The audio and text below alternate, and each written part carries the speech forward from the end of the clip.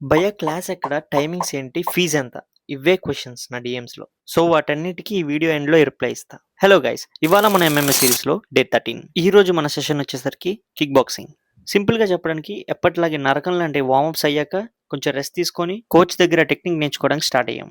So, ఆ demonstration అయిన తర్వాత ఎవరికి వారు పార్ట్నర్స్‌ని సెలెక్ట్ చేసుకొని సేమ్ అదే టెక్నిక్ ప్రాక్టీస్ చేసాం.